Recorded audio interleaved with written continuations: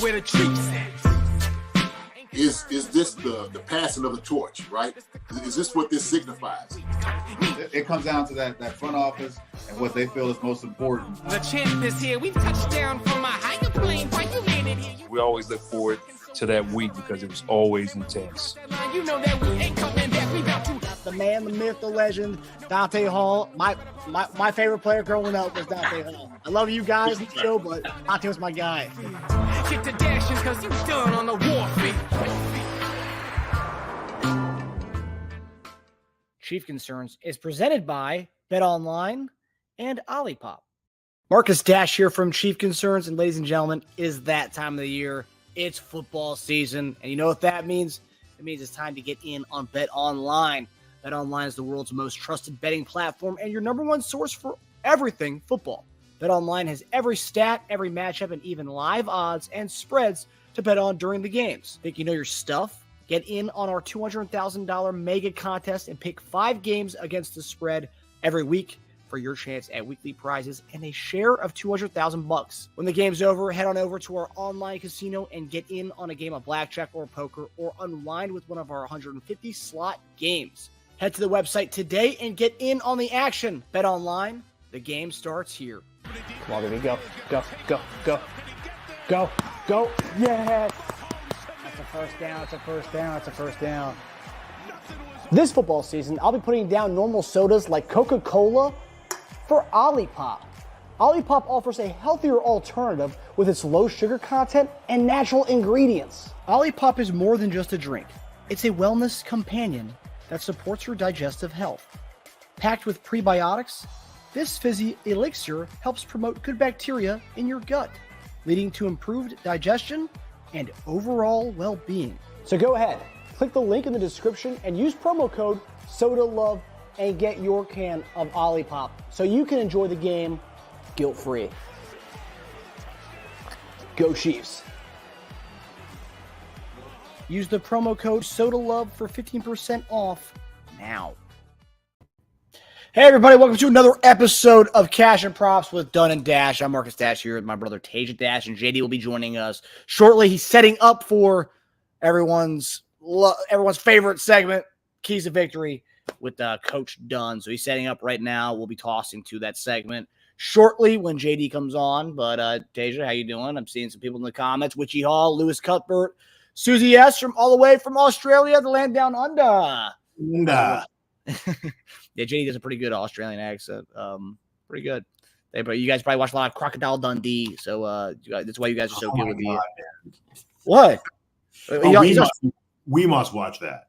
I mean, I've never. I mean, I think I've seen it once in my life, but I thought you meant people in Australia, like. No, I'm saying you and JD having such good Australian accents probably from watching that movie growing up. Yeah. I'm not really into. I think a couple times. Yeah. There's a lot of Australian characters in movies. I don't think you have to rely on Crocodile Dundee anymore. This isn't like 1990. That's true. There you go. I like that. Yeah. So obviously, betting show, but this season we've tapped into making it more broader, where JD talks about keys to victory. He's got 10, 5 offensive, 5 defensive. We'll get into that when he joins us. But Teja and I have good bets this week. I try to. Last time we were out there, last time what was it, 2 weeks ago, was the Saints game. I went 4 or 5. Teja went 3 for 5 in that matchup. We'll talk about it. It's my first winning week off the head-to-head against Teja. I did win 1,000 smackaroos last weekend, so I'm pretty happy with how I'm doing with my overall bets, not just the Chiefs same games. But I came close a couple weeks back. I called Kareem Hunt dominating. He did. Juju, I had in a few other bets, but they didn't put him on to bet on him till like Sunday or Monday. So it's kind of, they're very late with that. Did not like that one bit. Lewis, do you have trust in the wide receiver room with Juju being injured possibly? I mean, Andy, I will say, yes, I am. I do trust the wide receiver room. I will say Andy did put that to bed today, saying that he's fine. Juju's fine. He's playing. It was very short press conference. Didn't really play much to do it. Juju's going to play Sunday. Don't worry about Juju. Pretty much putting that to bed. The guys had injuries before, hamstring injuries. So they want to, they want to limit him. They don't want to subject him to any more injury that any damage he could do. So obviously, but I'm going to leave it up to Andy. If Andy thinks we're going to roll with this wide receiver room, and we will, and he's okay with Juju's injury, I'm fine with it. But I will say, as far as depth wise, I wouldn't mind bringing up Nico or Justin Ross right now. But Teja, I know you're going to go a different direction with this one because you are concerned with it. Yeah, with or without Juju, I'm trust. I mean, it's a big room and not a lot of trust to go around. So no, I'm not. And I love how it's like we're not going to go for receivers over 30. Yet the Chiefs apparently placed a call for Devontae Adams. So okay, well there goes that theory. And then I also talked to JD about this later. He was very supportive over Chase Daniel's support over us not needing anyone. Chase Daniels, like 3 days ago, was saying we should go do your job, Beach, and call for Mike Williams. So, everyone's kind of, flimsy on this whole, we don't need anybody, we do need people. So, I think we do, but, whatever. We'll wait for a really bad week where we lose, and then people are going to be, really freaking out about it. That's what's going to happen, right? Yeah, I guess my whole thing is I'm really off of Mike Williams. The people who do want Mike Williams just to have a guy, Mike Williams sucks. Okay, I'm gonna be honest, right? I think Mike Williams is not good, and I'm not basing it on that last play where Rodgers threw it to him and he went back for it. I mean, quite frankly, Mike Williams had a fall to get that ball anyway, so otherwise he had no shot of catching that ball. So his best shot was falling for that ball anyway. Yeah. Mike Williams dropped the pass earlier on that game, an easy wide open hitch. I don't know, Mike Williams. He's not. I've never really been a big fan of him. I'm not sold on Mike Williams. The Chase Daniel aspect was I was laughing because he says we don't need anybody, but he was politicking for Mike Williams 3 days ago. No, but there's a lot of people out there who just want us to get anybody, and it's like, no. If we are going to get someone, let's get someone that makes sense. All right, just getting Mike Williams to get Mike Williams makes no sense. Like a guy like Hunter Renfrow, for example, that's fine. He makes sense. He actually would fit well with our offense. But with the whole going with guys that Andy wants familiarity with. The familiarity aspect, go a few ways with that. You can go with getting a guy like DeMarcus Robinson, which he looks like he's coming to his own. Going to the Rams, working with McVay and those guys over there. He looks great. He's out running backwards like he used to do, so that's good. And then you got MVS, which I'm not really a big fan of. I've heard stuff that happened behind the scenes in Kansas City. I don't think I'm off the MVS, and I think they are too. And then Byron Pringle, I think that's done. And then you also have you're going over retreads is what you're doing. Yeah, I'm going to guys familiar with the offense, and that's what Andy's big on. That's what he even said. And then you go the other aspect, and these guys we talked about this week: Darius Slayton, Mike Kafka is his OC in New York. I'm a Slayton guy. Yeah, former assistant with the Chiefs a couple of years ago. And then you have Christian Kirk. Doug Peterson offense, not a former assistant with Andy. There's a lot of overlap there with the verbiage. Pricey, though. That's where that comes in, the price aspect. But that's where I stand right now with Christian Kirk and Darius Slayton. I don't want MVS. I want nothing to do with MVS. But that's where I yeah. So where are you right now? I know you're a big Deontay fan, which is what Lewis is for. Darius Slayton's making more than I thought he was making, huh? Is he? A base salary of 2, a roster bonus of 2.6. Wow. Carrying a cap hit of 7.9. Oh, wow. Wow. I did not realize that. I thought he was a bargain. I like Slayton. So his base is 2.5, cap hit 7.9. I like Slayton. If I was going to go for the richest one, I'd go for Deontay. Yeah. I think that's the biggest needle mover out there. That's realistic. He's a free agent. We're not tied to future money. I think if we get him right before the deadline, I was doing the math on this. I think our cap hit would be, so it'd be prorated per game. I think it'd be around 3.5 for the rest of the year. If we get him by week 8 or week 9, I believe. So, that's 3.5. Yeah. I also love how the rumors where Veach said it's a money thing, right? But if you call for Devontae Adams, obviously that's not necessarily true. Although Adams obviously did work around the cap of the Jets. So I think some guys would. Deontay probably would because he knows he's about to get paid anyway. he's a free agent, so he's about to get paid. So he's like, okay, I'll just like pretty much my last year, my deal, I'll just, take a little less because by the time we get him, he'll be making like 3.5 to 4 around then. So, if we cut 2 off that, 1.5 to 2 for the rest of the year, it's pretty good. Yeah, I mean, any of these guys, like, if they want to get out of their situations, they'll do whatever it takes to get out of the situation. If it's Darius Slayton, if it's Christian Kirk, I mean, I think those guys would play with their number a little bit. I know Christian Kirk's making a lot, but, like, those guys would play with their numbers a little bit to get out of the situation. Calvin Ridley? No way. We just signed him. There's no way they're going to trade him right now. He's not happy. And quite frankly, man, Go ahead. What? No, what were you saying? They said they're going to find ways. They need to find ways to get him the ball. So they're going the other way. They're agreeing with him. On the Tennessee Titans, it's D-Hop. That would be the one that would be the one traded. I know. But that's also money, age, injury. I mean, he's playing through an MCL injury. He's barely getting any snaps over there. It's just that's not the guy you go for. But I will say I'm more of the feel of depth, and I'm seeing Ethavan. There's a line between really would like versus what is really needed. It's hard to quantify that as fans. It's true. I mean, is it really needed to get another guy? Yes. Is it though, man? Yes. Yeah. Now, but you were saying that before Juju's hamstring injury. If I was a Bills fan, for instance, you'd be closer to making that argument. They didn't lose anyone. This is the team they thought they had, they wanted, and throughout the season, they're like, is it enough? Is it enough? I don't know. We can't wait for them to come around. We had a plan to have guys, and we've lost them. We have not replaced players. Well, they had a bunch of unproven guys. I mean, Juju's been a proven guy. So, I mean, a bunch of unproven guys over there, man. But we had Juju anyway. So we didn't bring in Juju to be our number 1 or 2. We brought in Juju to be our number 4 vet in the locker room guy. He got moved up from injuries is what I'm saying. Like, you haven't replaced anybody. Like, Juju is supposed to be not our number 1, 2, or 3 target, really. He's supposed to be our number 4 option. He's our number 1 now. You have to bring at least – I'm not saying you don't have to bring a bona fide number 1. Slayton's not a bona fide number 1. But, I mean, at the same time, he's making Deontay Johnson money. I'd rather have Deontay Johnson. So let's just I guess say go for him. Deontay Johnson?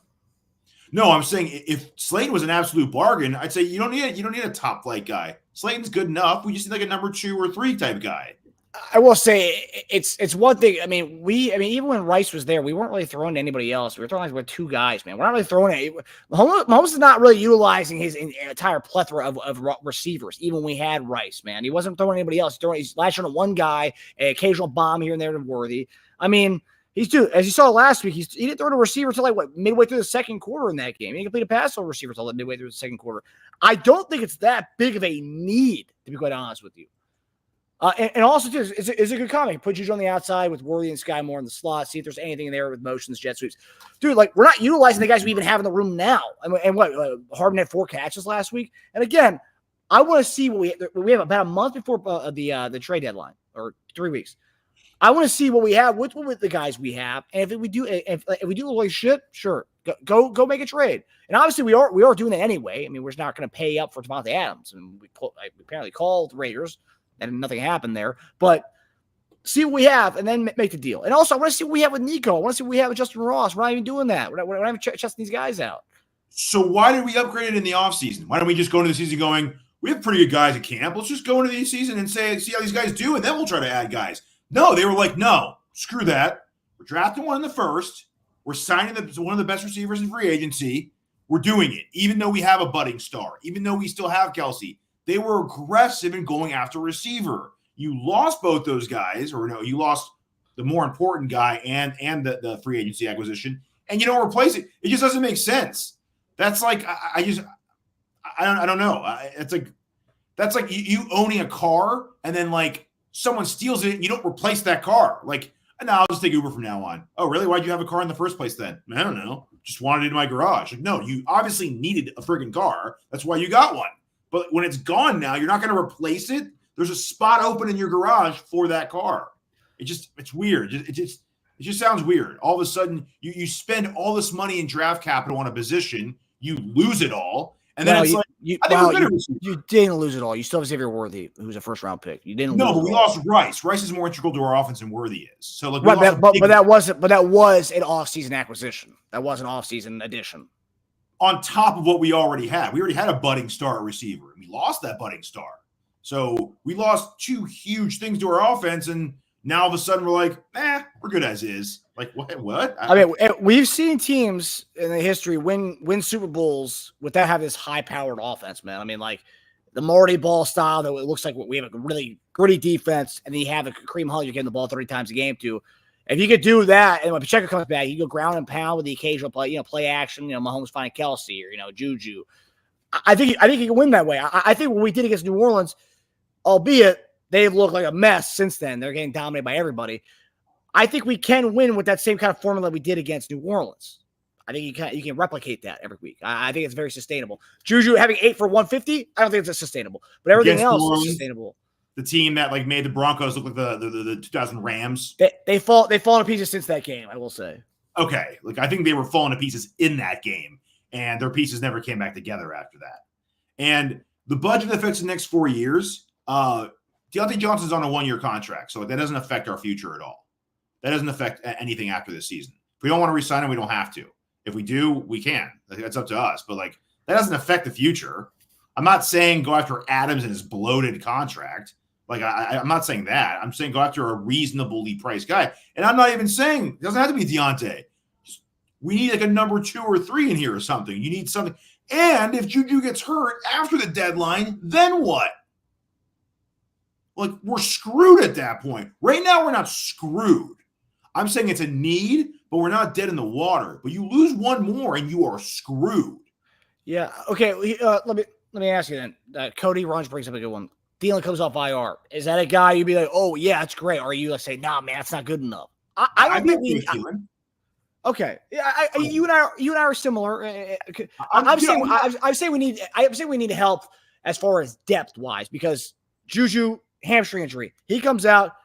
I mean, yes, you have to try out these guys. And that's also the reason why, too, I want to see these guys, the Hardmans, the Rosses, the other guys, the Watsons. I want to see them get targets. I want to see them get catches because let's say we don't make a deal. And let's say we do make a deal. That guy's not going to be acclimated to our offense for 2 weeks at least. No. Let's get these other guys touches and get them acclimated into the offense. That's where I want to see those guys come up a little bit because I want to see them, do something. Because if we do make an acquisition like a Thielen, let's say, for example, that's 2 weeks we're not going to have that guy in the offense. Get these other guys involved. That's my big thing. I mean, you and I have talked about this. I said weeks ago, if you got D-Hop, even though he's way too expensive, I wouldn't even want to go for D-Hop for that money. But if you're going to go for D-Hop, I'd say you throw his ass in the IR and let him have 4 weeks, just learn the playbook and just get healthy. This is all about playoffs for me. I don't even care about the regular. At this point, we're winning our division unless a major collapse. I mean, I'm not that worried about the regular season. This is all about playoffs for me. This is literally like, that's why go to the last day to trade for a guy. That way you don't absorb his full year's salary. That's why if you get Deontay by the trade deadline, he's only costing you about 3.5. Like we have 3.5 this year. We do have it. It's not going to affect the future. And who knows, by then they're probably doing a fire sale. So like, I think a lot of teams might start doing a fire sale pretty soon, actually. So there's a lot, I think more, we'll see more options in the next couple of weeks, I believe, because I think there are going to be more teams that are like, all right, you know what? Okay, who do you want? Who do you want out of our guys? There might be a surprise guy out there. So I don't know. Retreads. I don't know how good I feel about guys that we didn't want back, even though we needed help. Well, but you don't say the same thing about Hardman and Juju too, though. Right? Juju left for a payday that we weren't going to give him. I'm talking about guys was it like a couple million discrepancy? See, I think he got $7 million for $7 million a year for 3 years, I think was his contract. And who knows what they offer? No, I think it was like 9 or 10 actually. You got a decent contract from New England. And we were all like, okay, good. Yeah, go ahead, man. Good for you. Like you helped us win a Super Bowl. You get paid. That's great. This situation is great. He came back for dirt cheap. I love that. I'll take that kind of stuff. FFN, I like your comments on that, buddy. What's your opinion on someone that can produce versus someone that can be a true wide receiver one mentor, which the Chiefs haven't had for years? I think Thielen could also be that. I think Thielen, no doubt. Juju would be a great veteran. I mean, again, like, let's be honest here. Thielen's, I mean, this is it. Thielen's a perfect guy to come here, to be honest, because that doesn't have much left. But I think he can ball out for, like, dude, 6 games. You bring Thielen in here, you're like, dude, just get healthy.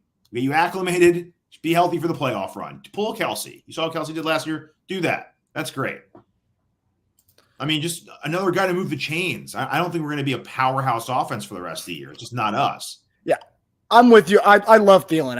It's the people who wants to go get like I don't know, like the Deontay. You know, what's that?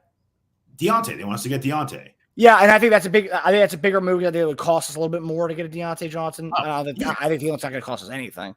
No, what's his? Let me see. And I believe there was interest a couple years ago when he's a free agent. There was interest there a couple years ago when he was a free agent, 2 years ago. Yeah, his contract's pretty reasonable too. You could trade for him. You could trade for him right before this. And his next 2 years are void deal. Okay, so he's got 1 more year next. His next year's cheap though. Yeah, no, he'd be great. And also too, it would solve having got. That's also another thing too. I don't like the Deontay thing because we're not going to sign him back. And I kind of want. We could. We were interested in trading for Deontay in the offseason. You don't think we were doing that with the intention of keeping him? I don't know. I know with Thielen, you get 2 years out of him. A guy's getting paid nothing. That's kind of more. That's up more Brett Veach's kind of value. Actually, the age may not. No guaranteed next year. So like it's pretty much a 1-year deal. That's it. Oh, interesting. Okay. You can keep him, but you don't have to. So he's it's a get out year pretty much. Yeah. But Deontay's a guy.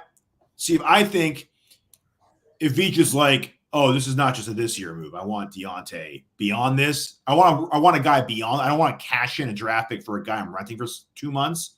Right. Then you get Deontay. If you're looking for an investment, if you're like, all right, we're probably not going to resign Hollywood at this point. I want a guy I can have for the next 2 years. I think you go to get Deontay. If it's a move just for the next 3 months, you don't need to do that. Then that's not worth it. I don't want to cash in a 2nd or 3rd round pick. That Tennessee 3rd round pick is going to be great. Yeah, it's going to be great. So it's pretty much going to be like a late 2nd at this point. I don't want to cash that in for a rental.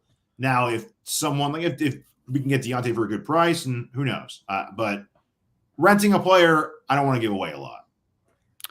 All right. Comment from Mike Brennan. If Juju can replace Rice's rookie production and Worthy replaces MVS's production, aren't we right back to where we were for last year's championship?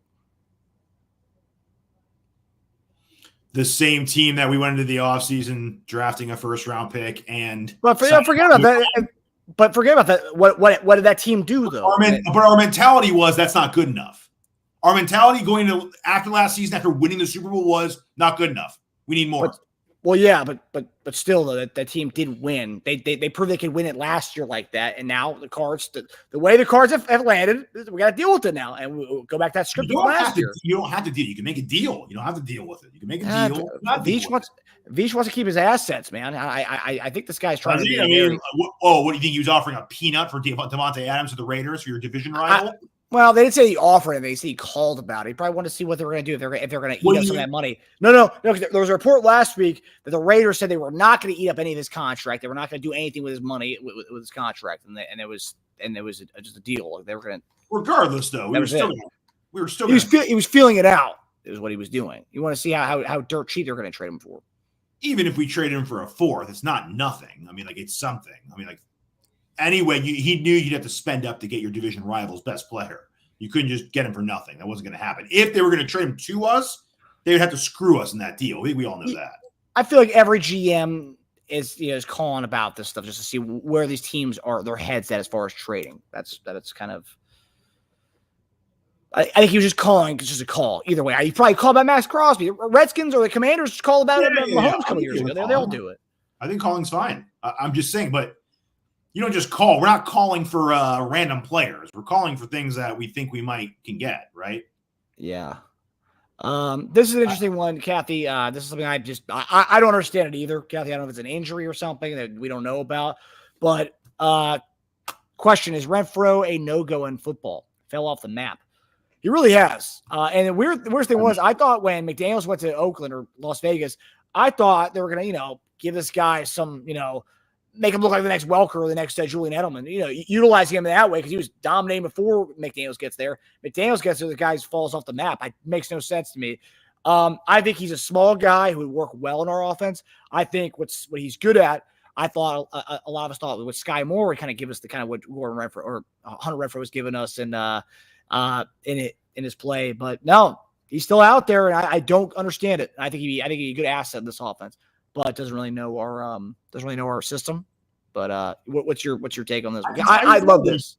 I'd be fine with Renfro. I mean, yeah, amazing. That's a guy under the age of 30 who's had 1,000 yards in the last 3 seasons. Yeah, he'd be like the most successful receiver on our team right now for the last 3 years of production. Yeah. Yeah, I would be. I'm like, I don't know why he's not out there. Yeah, it's weird. It's really weird. Yeah. For those of you just joining us, JD will be joining us momentarily for his keys of victory. I see Bout Time's asking. Don't worry about time. I know you don't want to see our mugs, but yeah, JD will be joining us shortly. He's getting his room set up for the keys to victory. So we're in a heated debate right now, all right? Yeah, Bout Time. What are you doing, buddy? Yeah. So yeah, ask away any questions while we wait for our guy. Yes, got my back. There you go. What's that? Susie S has got my back. Yeah. Exactly, Tash. This year, the other teams like Ravens, Jets, Vikings, Texans have improved their teams. Last year, we would not win this. I mean, I did see a good comment here. I said this week. Yeah. Go to the one that agrees with you. No, it's Susie S's comment before that. Plus, I said this weeks ago. If this was like a normal we're just a playoff team, Alex Smith years, sure, stick with it. This isn't a normal year. This is all your chips from the table. You're trying to make history. You don't care about 4 years from now salary when you're trying to be the best team of all time. Like, that's what's on the table right now. This isn't the 2024, 2025 Super Bowl. That's not what this is anymore. This is 3 in a row. It's history. It's becoming the best team of all time. You got to go in a little more than the normal season's mentality. It has to be. And I don't think you, me, JD, a lot of people, some of the people in the media do, but not everyone has that mentality because we've gotten so used to just winning it every year. We just think like, oh, we can roll with it. We can do this. You don't want to just rely on that. You don't want to rely on dumb luck. You don't want to rely on, oh man, he stepped up in a big game. Let's see if he can just do it again. Don't rely on any of that. We have to go a little extra for this. That's all.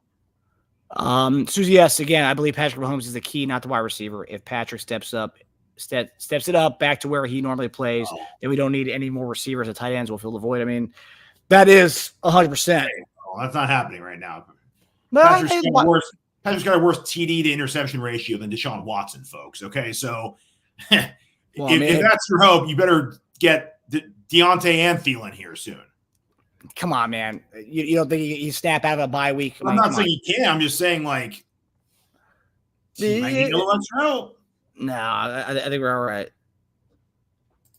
Pat's been playing a little slapdash.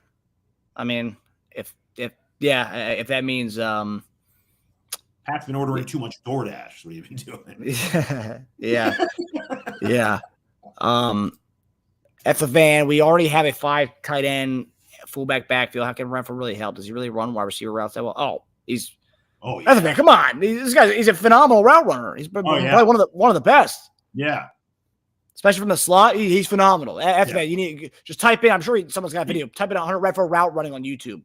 And he's not just someone like he's available, so I want type guys. When he was on the Raiders, Marcus and I would talk because our other brother's a Raider fan. We would talk and be like, dude, could you imagine Renfro in our offense? This is someone we wanted years ago. So this is not like a fascination of the hottest name on the market. This is before all that. Like, this is someone we knew would be good in our offense. It's weird that he's available, man. It really is.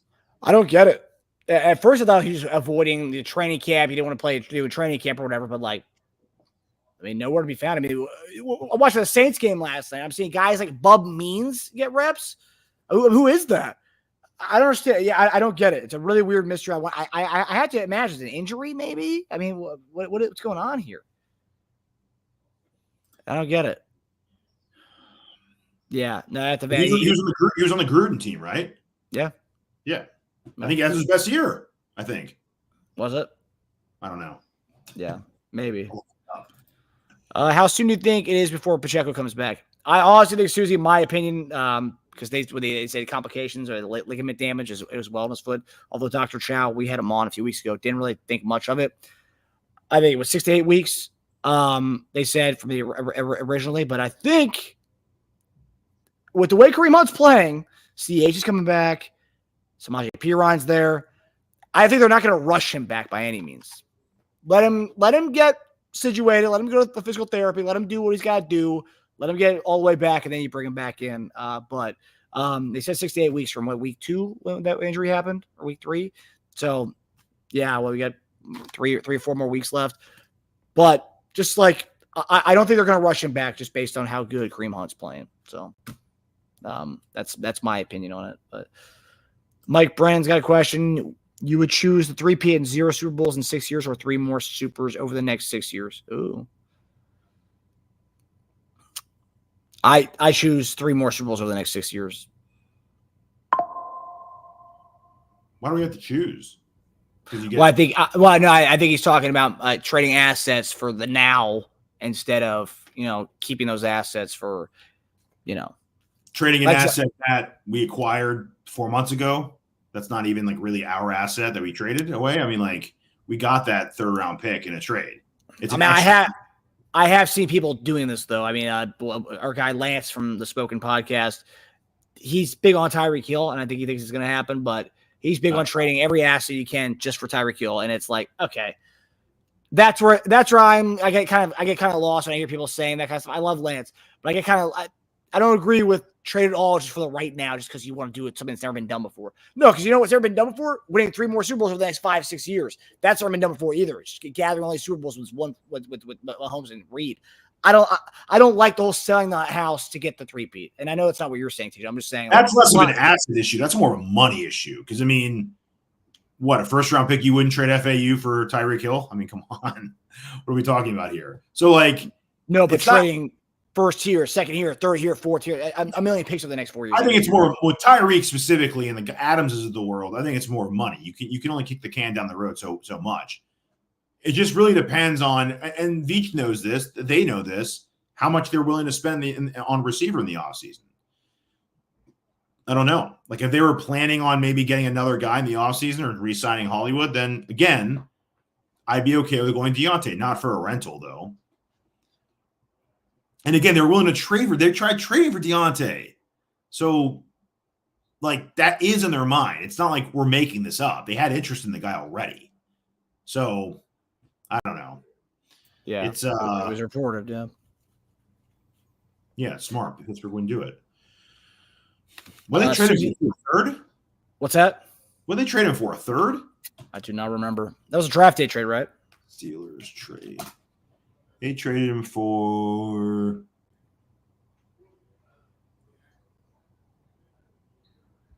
a player for player trade. That involved draft picks? Interesting. Susie S. question: how soon do you think it is before Pacheco comes back? Susie, I mean, we're not. No. Sorry, that wasn't the question. What role do you think Clyde will play now? Sorry, that was the other question we already answered.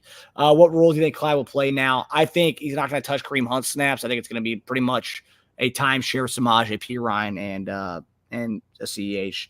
And also, but JD, if you watch our show this week, JD brought up some great points about how his receiving ability can be utilized. With everyone's talking about, we need receivers. Well, we got 5 running backs. Clyde Edwards-Helaire has shown he can be a great receiver out of the backfield. Put him in the slot, maybe utilize CH out of the slot. Could be very well utilized there. So you could there's creative ways of utilizing CEH, and that's one particular one. But I think from a running back standpoint, I think you see him being more of a 3rd down back. Jerick McKinnon trading off with Samaje Perine. But like JD said, you can utilize him as a slot receiver as well. You can utilize him running routes because he can do that. And he showed it in college. So yeah, I do tend to agree with JD there. You can creative ways you can use him. They traded him for Dante Jackson, the cornerback, straight up. They really didn't want to trade him to us. Yeah, $7 million due. So trying to get him for half midseason, he'd be 3.5 on our cap. Okay, it's not bad. Tyreek, go for Casey Forever. What's up, brother? Last year, Tyreek was here. We didn't win a Super Bowl. I mean, yeah, it's true. I mean, that trade did help us in many departments, giving us depth, and those assets did help us big time. So, yeah, I'm with you 100%, man. We didn't even go to Super Bowl. Yeah, we lost the AFC Championship game. Rough one. I like the 3P. May not have CJ or Kelsey long term. Hard to D-line guys and tight end. Oh, Chris Jones is going to be here for what is a 4-year extension, 5-year extension? Yeah, he's good. He's here for a while. Yeah, he's here for a while. He's going to age gracefully too. Yeah. Can we get JJ Watt on a one-time contract, a 1-day contract, or is it come out? I mean, no. I mean, I don't think that's happening. I think he's pretty good with his life right now. Receiver. Tight end. We don't need any more tight ends. So we have 10 of them. Yeah, I don't think we need any more tight ends. I'll Yeah. say it before JD's in the show. I don't think we need more tight ends. Yeah, I think he knows. And for those of you waiting for JD is getting set up right now. I'm seeing him in the backstage right now. He's almost ready to rock. So, yeah, we're almost there for the what do you call it, for the keys of victory. So yeah, throw us any questions if you guys have. I'm looking at my bets this weekend, and I know we've had some questions here about betting. I think my guy Gary asked a question. Marcus, do you feel Chris Jones gets 2 sacks versus Purdy Sunday? I don't think so. I think he'll get a lot of pressures, a lot of QB hits. I think he'll be in his face a lot. But with the amount of our guy Chris Jones is getting held by all these offensive lines, might be tough for Chris Jones to have maybe 2 sack days, guys. I think once he gets one, O-line coaches are going to say just hug the heck out of him and don't let him back there. We'll take the penalties over him touching our quarterback. So yeah, I don't think 2 sacks. I don't think so. I think 1 sack potentially, but I don't think so. Tej, thoughts on that one? No, I think he has a bunch of pressures and QB hits though, which is basically just as good in my opinion. I mean, redirecting passes. His biggest plays weren't even sacks in the Super Bowl. They were making Purdy throw to the wrong guy early. So as long as he's doing that and getting him off track, then I'm happy with his performance. Okay. If we are hearing Veach has been making calls about wide receiver, what are the chances other teams are not wanting or willing to keep KC or willing to help KC make history? I mean, there's definitely a chance of that.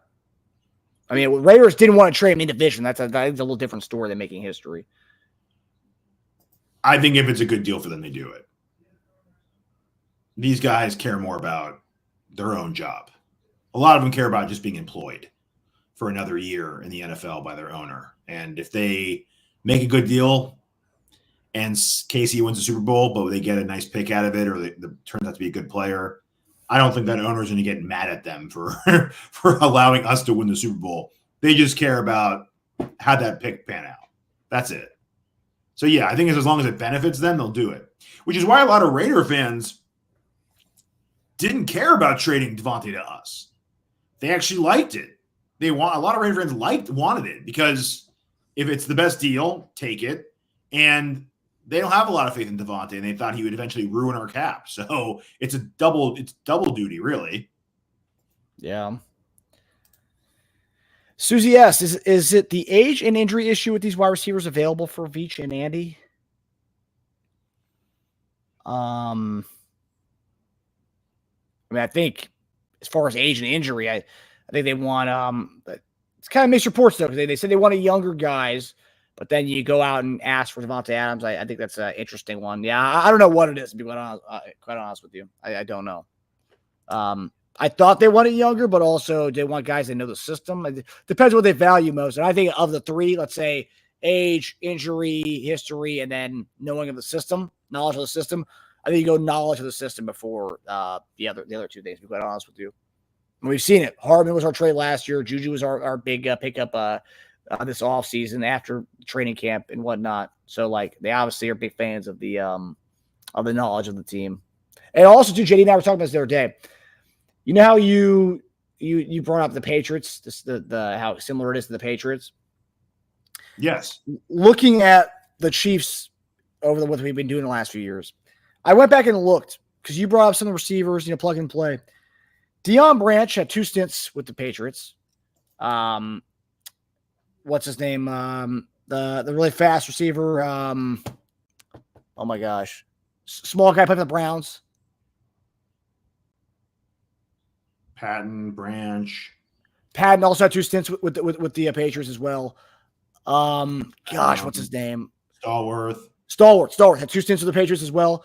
They had a lot of guys who would go play for the Patriots, go elsewhere, come back. Some guys were successful, some guys were not. But that's kind of what we're doing here, man. Hardman coming back, going to the Jets, coming back. Juju going elsewhere, coming back. That's the part that's like very interesting. We like the guys who know the brand already, who know the culture already. They don't really want to branch out. And it's the knowledge of the system, and it's knowing the culture, and that's huge for them, man. And also too, and Kareem Hunt, another guy brought back after hiatus from the team. That's big. That's big with these guys. I think that's very interesting. And when you see the Chiefs don't go for guys when you have a needier thing, like you don't go for MVS.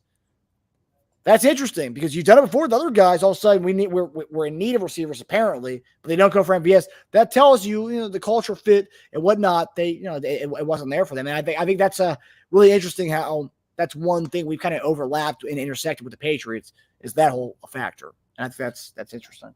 They also traded a second for Sanu, but yeah. But I'm talking about the bringing back guys. No, I know, but when they felt like they wanted a guy that fit their system that's never played there before, they swung. It didn't hit. They also, I think, they costed them a pick to get Welker too. I believe when they signed him, he was restricted. I believe, right? I think they lost a second or third for him. I don't remember.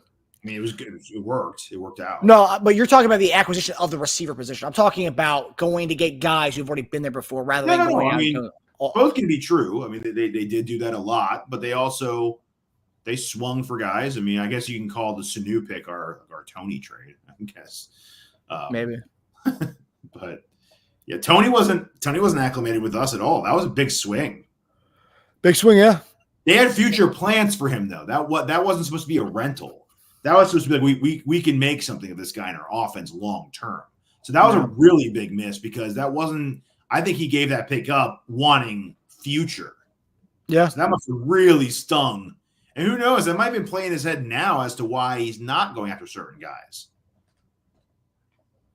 Yeah, that actually might make them more prone to grabbing a guy who knows the system where they know what they're getting from him. Yeah. I think right now they'd rather have a high floor guys and high ceiling guys. Yeah.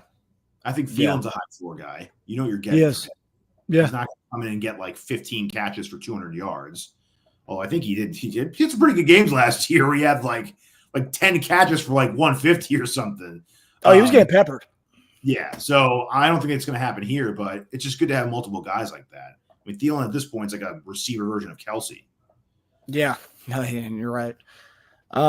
Okay, so yeah, about time. Hollywood has a cousin that's out there. Yeah, he does. Yeah, no, it's he's in a different world now. He's more in the political world now. About time. Do you think wide receivers a bigger need than left tackle this year? It seems like given one more second with a clean pocket, Mahomes might have seen Worthy a few more times. Yeah, I will say I was watching on a Colin Cowherd show. He had Greg Cosell on, and Greg Cosell. I love listening to Greg Cosell talk and break down film, but he was talking about how Mahomes, he's bailing on the pocket a little bit early when he doesn't have to. He's bailing on the pocket a little bit early. We've seen flashes of that over time where he has done that. And yeah, I mean, is it maybe he doesn't trust the pocket right now, trust his protection right now, but once he does that, hopefully reels himself in, hopefully takes the bye week to look at film and seeing, hey, I am bailing. Not that he doesn't do that already. But, I think I think that plays a part of it. But, yeah, I mean, we knew going into the season with a carousel left tackle between Kingsley, a rookie, and also Wanye. We knew it wasn't going to be all roses and lollipops at the left tackle spot.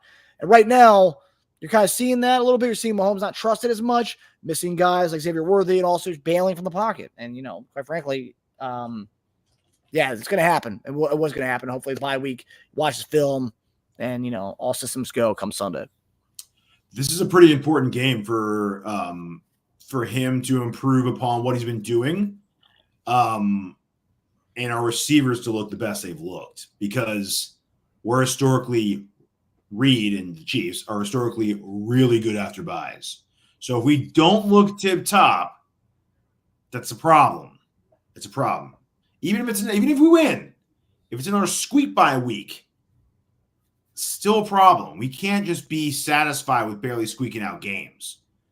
Because when teams up the ante in the playoffs and we lose, and we said all season we talked about this was going to be a problem, and it was in the end, I just don't want that to happen. That's all. So this is an important week for our offense, big time. I mean, both sides, but our defense is just rolling. So I don't think they have any bye week concerns. Yeah. Bye week concerns. Chief concerns, bye week concerns. It's all the same right now. So you got a question here from Chief.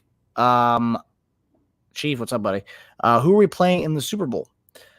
So I did a preseason bet. I had Packers and Chiefs. It was my Super Bowl. The representatives from the AFC and the NFC. So Packers and Chiefs. Packers looking pretty solid right now. Their offense looks amazing. Yeah. So I still stand by that. I like them so far. I don't think Teja did any future bets as far as who is being representing the AFC and NFC. But who do you have, Teja? NFC, man.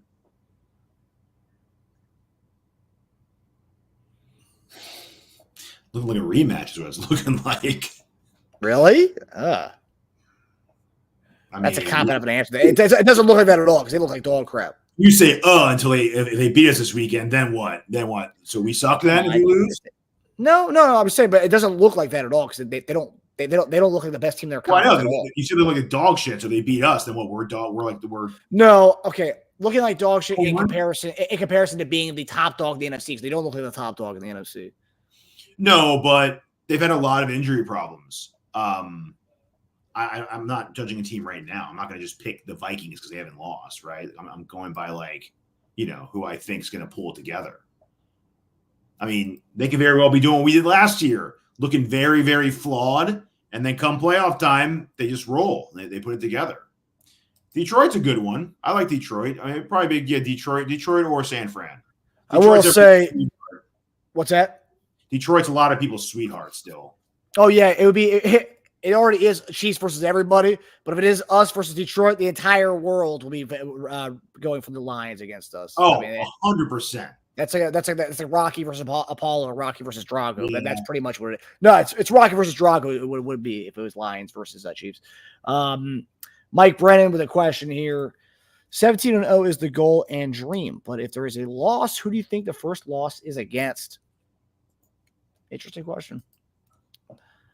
Let's look at the handy dandy schedule here. All right. Okay. So we got 49ers, we got Raiders, we got Buccaneers, we got Broncos, we got at Bills. Okay. I'm not buying the Bills, but I do see that being the first loss. If we are undefeated until that point, at Buffalo, November 17th, a week before we play the Panthers, I could see that being the loss. Yeah. Yeah, because teams don't have to be looking good and going into our game. They just have to put it together for that one game, and then they can fall apart after that, right? So yeah, Bills have what it takes to beat us. Niners have what it takes to beat us. I mean, yeah. I'm not shocked if we come out of San Fran with a loss. Not at all. So, All right, guys. Well, is that time? JD is ready to rock. And now we're going to go into the dungeon for JD's Week 7 keys to the victory. Enjoy the dungeon, everybody.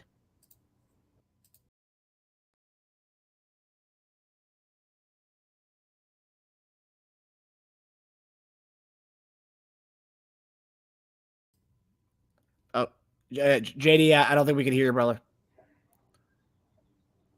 We're gonna get the dungeon correct, guys.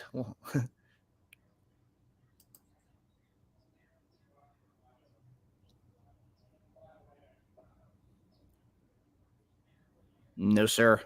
It looks like your mic's muted, it says. No, sir. Mm-mm. Nope. I can read lips though.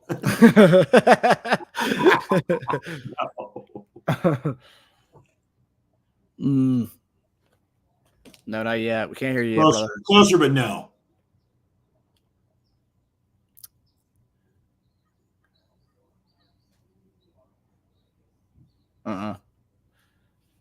JD's just getting that figured out, guys. But keep asking away questions while JD figures that out. We'll try to get this right. But yeah, I do. I don't think Buffalo's a world beater by any means. You've seen them kind of look like dog crap again. No, sir. What about now? Yeah, maybe now. All right. We're going to the we still can't hear you now. We're officially going to the dungeon, everybody. JD, take it away, brother. What's going on, you all? Listen, welcome to the dungeon. Coming here live on Friday. And look, I'm hearing all this, backstage, all the doubt. I'm just hearing it from everybody, right? Asking about a tackle and a wide receiver. Teja sitting there saying we might get it. Not surprised we get beat by San Fran. I'll be surprised. I would absolutely be surprised. I would be shocked. I'd be shocked. I was at a high school football game moments ago, watching my old team play, and I seen some of the old players, and they were just talking to me about, hey, Coach Dunn, I remember this, I remember that. They was talking about finish. They were talking about attack. This is what it's going to be this week. That's what it's going to be this week. So we're going out there to the Bay. We understand exactly what this game right here means. Yeah, it's not something that you get back from the Super Bowl. We understand that. It's not that gravity of a situation, okay? We're not going to give the Lombardi back. They're not going to be able to get the rings back. But this game right here means something. We understand it means something. These guys going out there, they're going to be ready. Look, we got a lot of pats on the back. We got a lot of guys saying how good we are from the other side. Kittle and obviously Debo was talking about how good we were. And they're right. They're absolutely right. They respect us. And they should. Why? Because the Chiefs are the champs. Pure and simple. That's what it is. The Chiefs are the champs. So when we sit there, we start exploring what it takes to beat this team out there in San Fran. It's going to take everything we have. But guess what? Every game that we show up to, it's going to take everything we got. And I don't care if we go get a number one receiver or somebody else and go get a new tackle and stuff. It's still going to take everything that you got. Because this is who these guys are. See, they don't slough off because people feel like they don't have enough there to handle everything that's going on. They don't think that. They don't believe that at all. Those guys in the room, they trust each other. That's what they believe. And so I implore you to do the same like the guys there in the room. Trust the guys that's out there getting the job done. Now, let's go ahead and talk about the 5 keys to victory on offense. Okay? Number 1, coming off the bye. We know Andy has a great record coming off the bye. We understand that, right? But every bye is different. I don't care. I don't look at the past.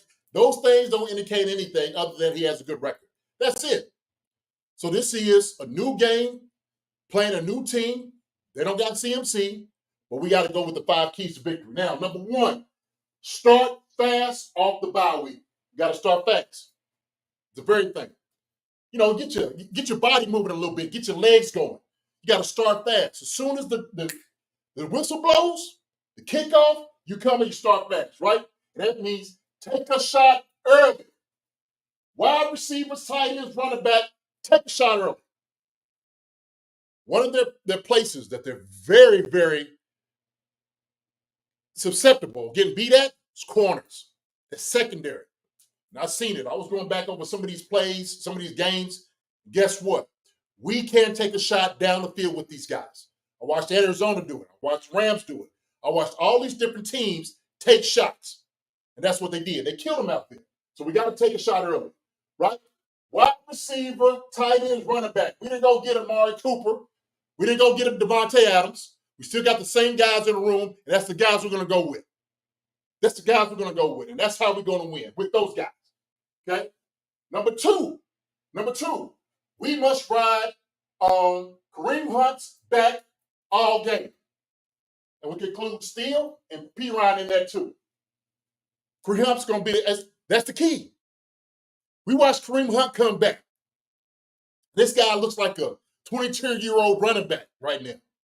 The way he's just been going at these teams the last 2 weeks has been absolutely exceptional. Absolutely exceptional. He wanted to eat, so we gave him a plate. We gave him fork and spoons and a knife, and we want him to go after it. Well, guess what? We're going to give him a buffet, a smorgasbord out there on the bay. That's what we're going to do. We're going to line it up for Kareem Hunt to take care of all of it. We're going to ride his back. That's what we're going to do. He's got big shoulders. We're going to pile on. And he says he can handle it. I believe him 100%. Number three, hey, target Bosa in the game. Target Bosa. Now, Bosa believes he get held all game. He's still talking about it. He's still hooing and hollering about, oh, they held me. And, he's saying this. Said it all last year. That's what he said. Well, guess what? We coming right at the Bosa, and we hitting him dead in his mouth. That's what we're going to do with him. And so we got to go. Chips and ribs. Go get some chips and go get you some ribs. We talking about it. We the best barbecue steak in the world.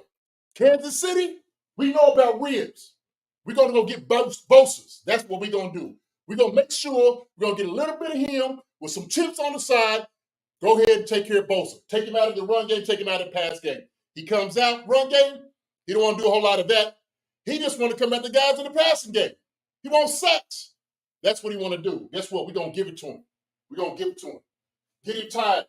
Number 4, attack the second level. Attack the second level. Now, that means the O-line has to dominate. They have to dominate. That means they got to go ahead and get the double teams and work up to the second level to Fred Warner. Listen, Fred Warner is a world-class athlete. He's a hell of a linebacker. But one thing I know about linebackers, they hate to see guards and tackles and centers in their face. They don't want to see that. And Fred Warner's no different. The thing is, our interior 3 do a great job with double teams, fitting right there in each other's hip and getting up to the second level. And that's where Kareem Hunt and all those guys make their money. Steele and P-Ryan, we want to be able to do that. So we got to make sure we get to the second level. Once we get to the second level, those guys in secondary, they don't want to tackle. The worst tacklers in football is always the corners and the safeties. It's always.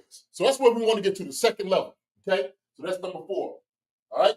Number 5, first thing, we got to play mistake-free football. We got to do it.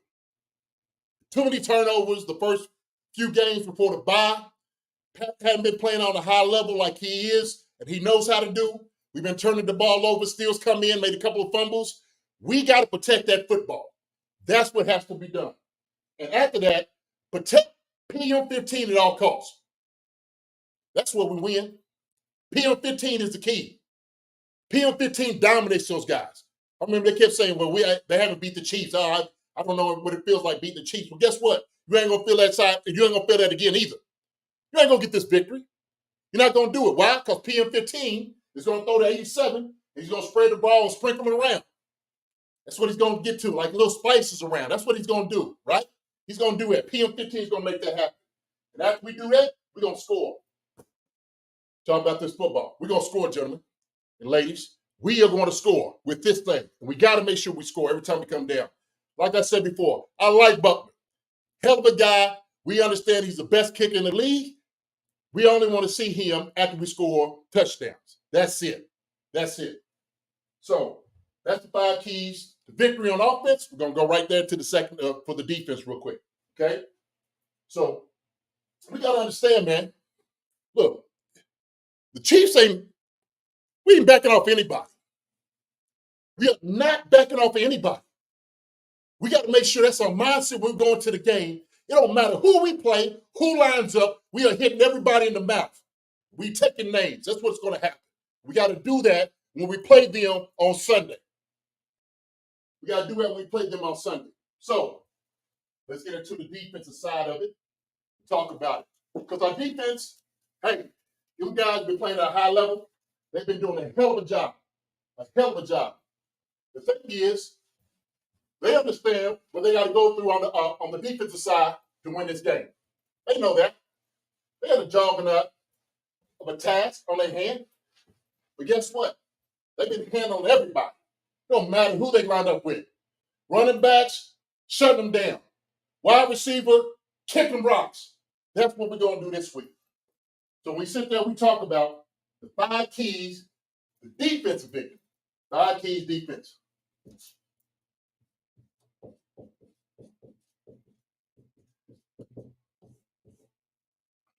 Now, I know we talked about how good the defense has been, and they have been absolutely exceptional. But this game, it's going to take a team win. And I don't want to forget the phase of the game that we haven't been doing a great job at. And that's our return game, and that's our special teams. We got to do a much better job this week if we decide to win. We decide to make a championship run. This got to happen. Our offense, our return game's got to be better. It has to be better. No question about it. So, number 1, stop the big play.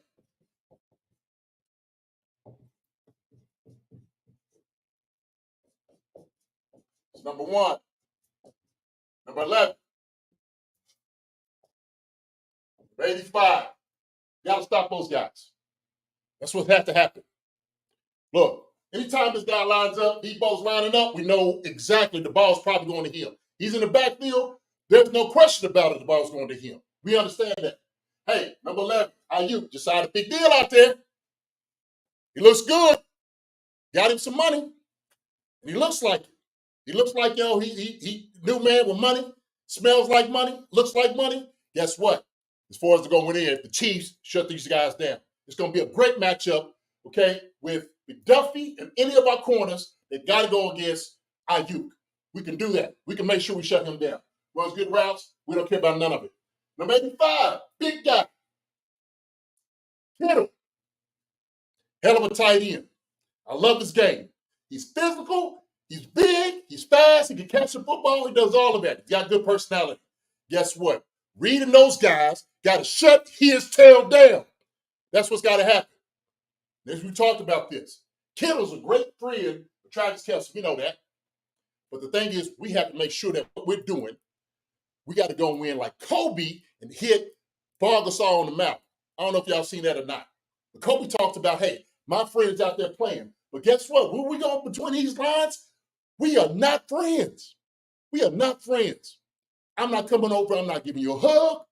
I'm not giving you no daps. None of that until that game is over. After we got that victory, then I come over and give you hugs and daps and say it was a good game. Other than before then, you turn your back on it. I see you later, right? Number 2. Here we go. Woo-hoo-hoo. I love this. Stop. Brock Purdy. Stop Brock Purdy. Stop Brock Purdy. How do we do that? Well, I heard Ash talking about Purdy. Purdy is he's a very talented player. Very methodical in the things that he does. Okay, he sits back in the pocket. Okay, looks like a good quarterback and throws the ball. And he does a good job delivering. Now, what Purdy don't want to do is he don't want to move his feet. He don't want to move his feet. So what do? We flush him out the pocket. That's what we do with Purdy. Flush it. Flush. Out. Pop. I take it like, we flush like, like after you do your business, you flush the turd down the toilet, flush Purdy. That's what we got to do. We got to do with some slice, some stunts from the D-line. We got to get in there, make him fall out. He's not great running with the football. He's not. He does a good job, but he definitely can't throw and run at the same time. He doesn't do that. When he sees PM15 do it on the other side, he's going to try to emulate that. That's what he's going to do. But it ain't going to work. That's where he loses his game. We got to bring the house to him. We got to bring the house. And I know Spag's going to do it. Spag, same thing. He patted him on the back. Purdy's a great player, stuff like that. I guarantee in meeting he said, screw it down. Give a daggone about no Purdy. We're going to come after, we're going to hit him in his mouth. That's what's going to happen with Purdy. Yeah, I got to get on TV talk about how good he is, but I guarantee when we get out there on Sunday, he's going to know. He's going to feel everything we bring in. It's all pressure. It's all pressure. That's what it's got to be. All pressure. Now, number 3 thing that we have to do. Look, sorry I'm taking so long on this. Sorry, but hey, they deserve this. They deserve it. This goes to all the naysayers. All these people out here talking, wide receiver, old tackles, what are you talking about? We're going to hit these jokers dead in the mouth. That's what we're going to do. We're going to go out here and win. Okay? I don't want to hear no more of this. I don't want to hear no more of that. Okay? Now, I said this. We're going to stop those guys. Chest to chest all night. On wide receivers and tight ends. That means be aggressive. Be aggressive. So we come out, as soon as he lined up, you come right there in his face. You look at him right now. I got you. You are mine tonight. Believe that, baby. I'm here all day, all night, and you're going to make sure you are taking it. You're going to give it to these jokers, okay? Chest to chest. Chest to chest. That's what's going to be. When he get up, catching the football, chest to chest. When he stand up, you right there in the chest. You know what it is. It's going to be like this all night. That's the way it's got to be. That's the way we got to play it in secondary. It's time to see a secondary take some balls away. It's time to see that. I want to see them play at a high level, and I know they will. I know they're ready. This is a great matchup for our secondary, okay? A great matchup. Number 4, hey, stop the run game.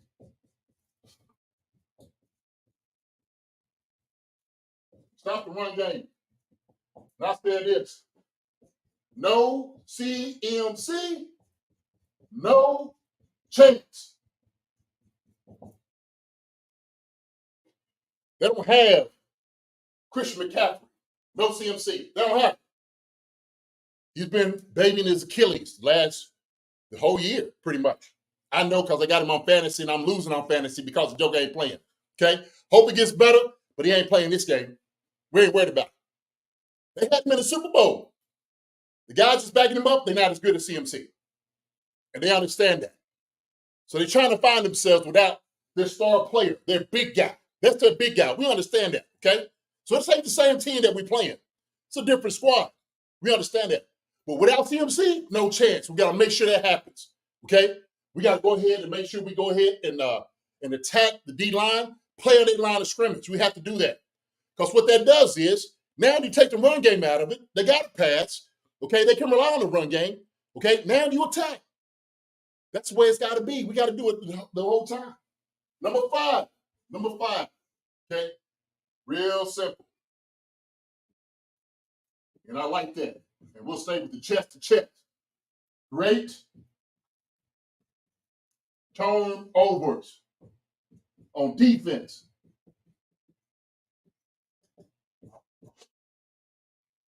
Purdy will give that ball up.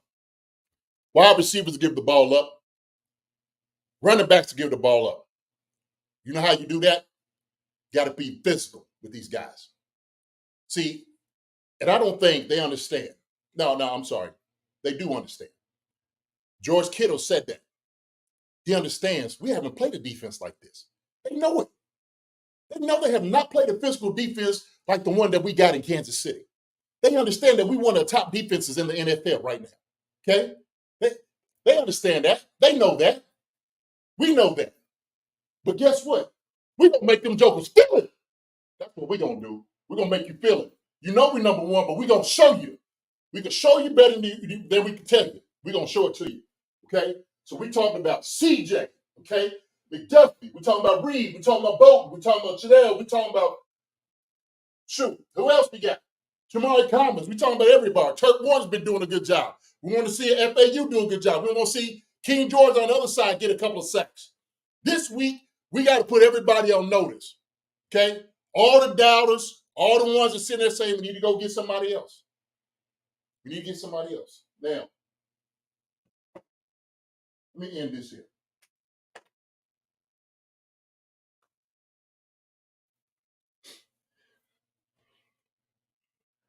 You know, the guys in the locker room, They hear all the grumblings. They hear all the doubt. They hear all the noise. They hear that they can't win with these guys. We need to go get somebody else, wide receiver. We need to go get somebody else. And look, I'm not opposed to go getting a depth piece. I'm not. Okay. But I want y'all to understand, okay, as fans, as players that are out there on the field, man, to us, that's disrespectful. That's highly disrespectful. And I guarantee those guys that's sitting over in the room feel disrespected because everybody's saying they can't do it. The tackles are feeling disrespected because everybody said they're not good enough and we ain't got nobody to back them up and they're young guys and all that. Hey, man, baloney. That's done with. This right here is game 6. It's time for these young bucks to grow up. It's that time. Same thing with Worthy. Oh, can Worthy run routes? Can he do it like some? Oh, we ain't as good offense as we were with MVS. Are you kidding me? Are you kidding me? We think our offense is not as good? Well, we got Xavier Worthy, the fastest guy. We just watch him hit his head on the goalpost, throwing a deep route. That's what we got to contend with. It ain't all the doubters out here, the Bills and Cincinnati Bengals and everybody else. Sometimes it's young people. That's the crazy part of it. See, but all they care about, all the ones that matter, is Andy and Patrick have confidence in them. That's the ones that's been whispering a year. That's the ones that have the confidence in them. And that's the guys that listen to it, and that's who they learn from. And that's the guys they understand have their back. And for the guys in the locker room, that's all that matters. That's all that matters. It's not the one sitting out here talking about go get this guy and that guy, and they can't win with him, and this guy's terrible, and he needs to be set on the bench. We need to get rid of him. Send him up there to Alaska. What is he doing here? He's not a wide receiver in the league. This guy's one of the worst tackles that we ever seen in Chiefs history, and all they've been doing is bringing in Lombardi's. That's it. That's all they've been doing.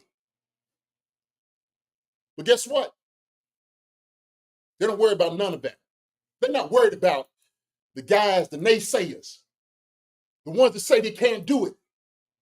They ain't worried about any of that. All they're worried about is the guy that's sitting right there next to him. The guy that's showing up every single day at practice. The guys that's sitting over here patting them on their back saying, hey, man, I know you can do this. Go make this catch. Go make that block. Go make that tackle. We are in here this thing together. Those are the things that matter. Now, we can do our job. And I love it because I see the support that we have. And I understand, hey, look, we're going to have some doubts. There's some things we feel like, hey, they could get better at.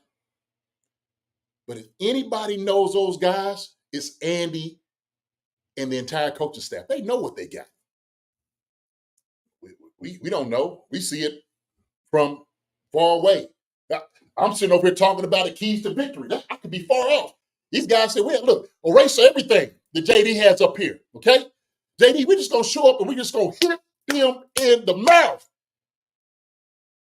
Let the chips fall where they may. But it's time, y'all. It's time that we sit there, okay? We put up or we shut up. We put up and we shut up. That piece is fine. Guys having a hard time, it's okay, pick him up. All of that matters. That's what guys need to hear. They need to see that.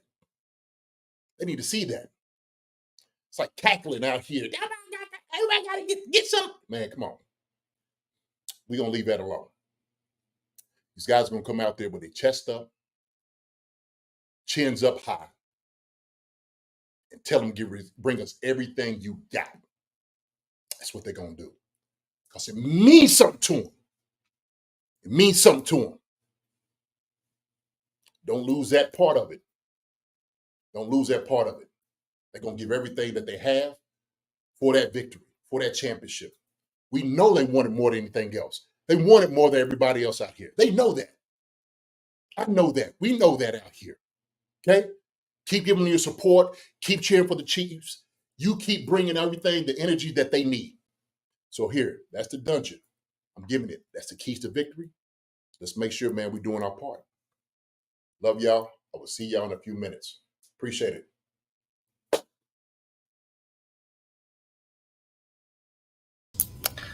All right, everybody. Well, you heard that. That's keys to victory with Coach Dunn there. Very inspired talk there tonight, guys. So if you are one of those people who is doubting the squad, stay on them. They proved it last week. They could win with Juju. They could do with guys who other teams didn't want. And, Kareem Hunt, Juju were two examples of that in that Monday night game. And so make sure to listen to what JD has to say about that because, he's been in the trenches. He's been in the locker room. He's heard the noise of fans not saying they're good enough. So stick with the squad. And until, we're undefeated. And if you just looked at Twitter and see what some fans have to say about, the team, you would think we're a 3-3 team or a 2-3 team. Right now, we're 5-0, and we're going places right now. So listen to JD, guys, as we continue on throughout the season. But so, guys, we're going to be getting to the betting show. When JD comes back on, we'll be going to the betting portion of things. So we're going to kind of lay the land right now while JD gets prepared to come back on for the betting analysis aspect. But so this is last week's or 2 weeks ago's performance of our 5-leg parlay. Teja went 3 for 5.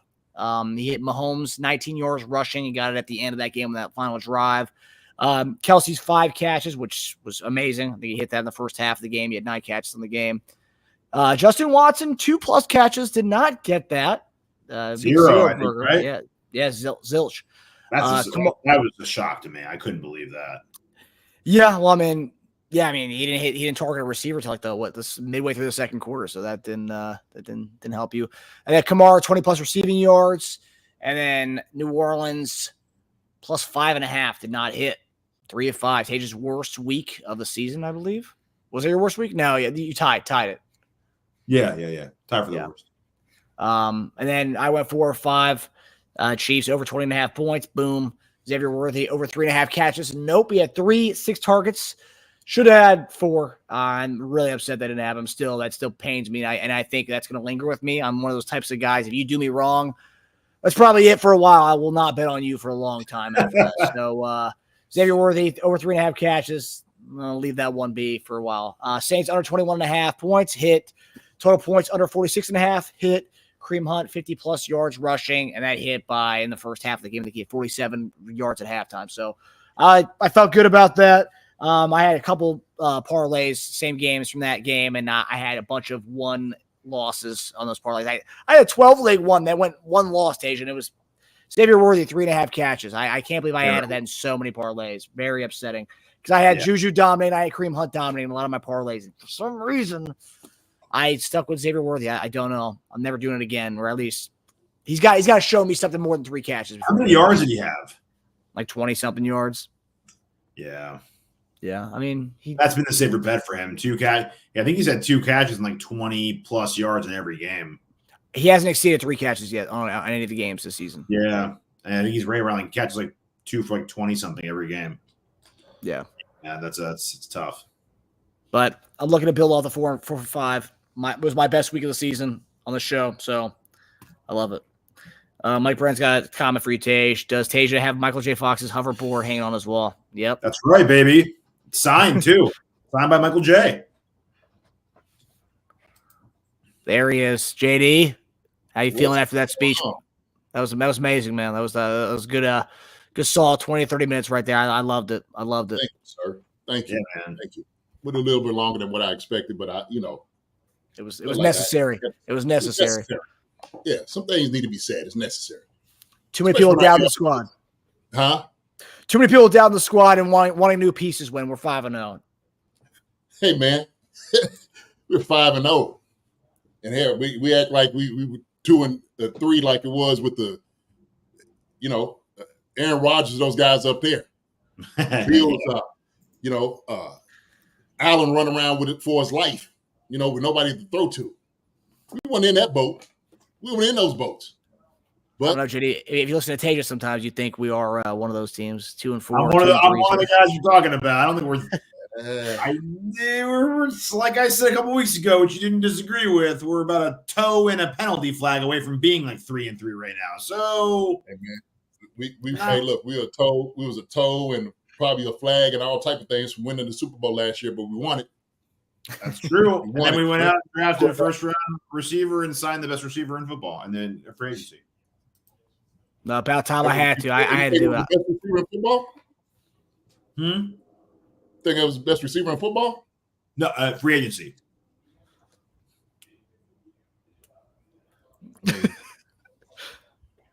I don't know if he was the best free agency, but he was definitely one of the top ones. And I think what we wanted to do, we wanted to revamp our offense. No question about it. I agree with you. I think we wanted to do that for sure. But I think what we've shown is, we've been able to win with less. We're able to do a lot of great things, win Lombardies with less. Yep. Last 2 years, prior to this year, Super Bowl champs. Yep. Yeah. Right. So, Yeah. hey, look, maybe Andy and those guys got a formula. What I do know is this: they trust the guys that's in the room. Okay, and that's incredible to have that type of confidence in your ability from your head coach, from your quarterback, to speak nothing but positivity in the things that you do. That's a game changer. That's a game changer for guys. It really is. And so what I say is I bring my perspective from a player that's been in the locker room. Sometimes when you hear the naysayers and stuff like that, it becomes a little disrespectful. It's disrespectful, at least for us. That's how we feel, because it's like, well, shoot, what we've been doing for the past 2 years. We didn't have Devontae. We didn't have Tyreek. We didn't have Amari. We didn't have them guys. We just had some guys that came in with their hard hats and lunch pails and went to work. How worried do you think they are as receivers, as pass catchers? How what now? Worried do you think they are? Worried? Yeah. Well, when you hear reports like the Chiefs called the Raiders about trying to get Devontae Adams, that kind of stuff. Forget the fan stuff. The fan stuff's always going to be there. But media, all of it, yeah. When the reports come out that the Chiefs were trying to trade Devontae Adams as a receiver, what are they thinking about that? I mean, you sitting there where if you could get the best receiver, I guarantee they weren't going to give up the farm for him. That was like, well, shoot, why not throw something out here to see if they'll take it? If everything's true, if everything's everything, they weren't going to give up what the Jets gave up. They weren't going to try to do that. They were going to play at Kansas City price. Devontae, do you want a championship? Come here. That's okay. That's the incentive. How about that, Devontae? You want a Super Bowl, don't you? Come out here, Kansas City.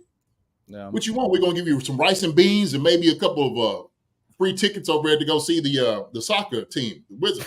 But, apparently, we weren't on his list anyway. So, who? Yeah, Devon, we weren't on his list of teams. Oh, okay. Well, then if we weren't on his list, which he wanted, we know he wanted to go up there to the Jets. We understood that. You know why? Because he understands that that guy, Aaron Rodgers, is going to throw the football to him. Yeah, that's all I think. Yeah. And so sometimes when you go in and it is about egos, you got these big egos as wide receivers, they're prima donnas.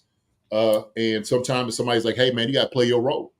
We're not gonna throw 150 balls to you this year. We're not gonna do it. We're just not going to feed him. That's what he wanted. He asked that. That's what he was saying. He wasn't getting utilized out there. He was mad because they didn't throw me the football. And the thing is, Devontae Adams is such a great player that he can handle that value. We know he's going to be able to catch the football. But guess what? Defenses know how to key on a guy like that too. Mm-hmm. The thing is, our offensive scheme doesn't fit everybody. That's the reality. It just doesn't. It doesn't fit everybody, man. That matters. Yep. And having that type of personality in the locker room is important. It's important. So, hey man, like I said, I just know the champs live in Kansas City. Okay. Yep. So, All right, Mike. I didn't bet the under. That was my pick. Yeah, I didn't bet the under. Hey, Mike has your back here, buddy. No. I know, but I feel like we're veering off of the truth because it's happened every week. So we slowly like inch away from the truth every week. But I didn't actually bet it. I just predicted it. That's all. Yeah. So as Mike is saying there's nothing wrong with trying to improve the squad. Yeah, there's nothing wrong with trying to improve the squad. Matter of fact, we did that this all season. We tried to improve it, correct? That's what we did. We made, but now the moves are what they are. We still have improved the squad. We improved it with getting Worthy here. We improved it getting Juju back this way. There's still an improvement. We got guys that's older that's been in the system. It's a more improved offense than what we had. We got Kareem Hunt here. That's an improvement. Wait, had when though? What's that? You said an improvement over what we had. Had what? Like had Rice injury? Prior, the year before. Yes, we are improved. Yes, we are. We're a better team than last year? Absolutely. You're talking offensively, Teja? Offensively, we are. On paper? We are a better team. You could say on paper. I would say because of what we have. I'll keep saying this to you, Tage. Xavier Worthy is a better receiver than MVS. Okay.